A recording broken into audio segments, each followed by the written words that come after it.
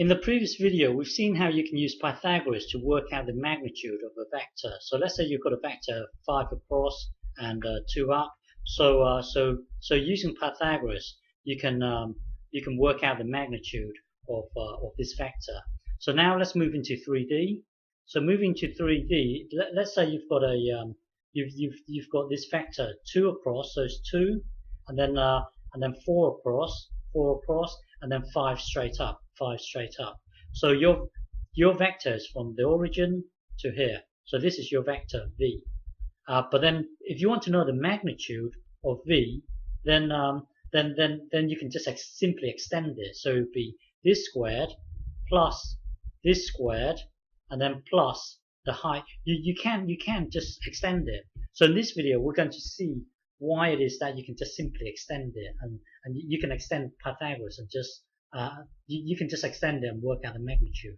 So let's try and understand why this is the case. So let's say you've got a vector v1, v2, v3, and so on. So this length here is v1, and then this across would be v2, and straight up would be v3. So you wanting to work out the magnitude. So remember, your vector is from the origin. Well, if you move 2 across, 4 across, and then 5 straight up, your vector is from the origin to here. So this is your vector. This is your vector v. This is your vector. But then you want to know the magnitude. So you're actually seeking the magnitude of your vector. Well, you seeking the magnitude is like me saying to you, you've got a box where the length is 2 across, 4. The length is 4, and the height is 5. So you wanting to find out this magnitude, you wanting to find out this length, is really me asking you, what you've got a box 2, 4, 5. What's the longest metal rod that you can fit within that box? So it's really you working out this length. Well, to work out this length,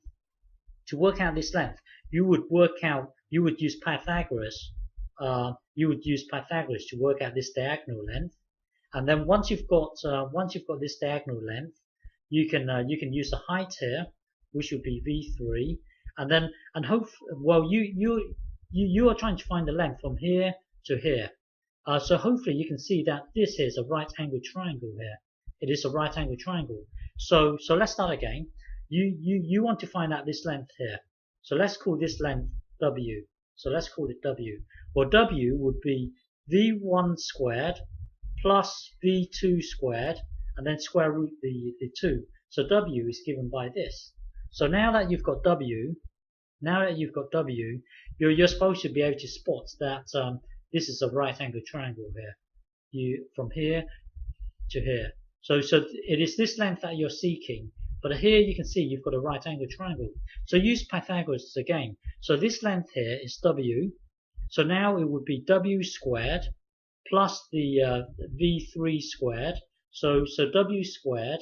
Hang on. So the magnitude, which is given by this, is given by w squared. Is given by w squared, and then plus v3 squared. v3 squared would be this. And then square root the whole thing. Well, w squared is this thing here. So you can put this into w squared here. So this is w squared here. So this is w squared here. That's why the magnitude is given by this. So you can just simply square this, and then square the height. And then that will then give you your magnitude. So it does actually work. Okay.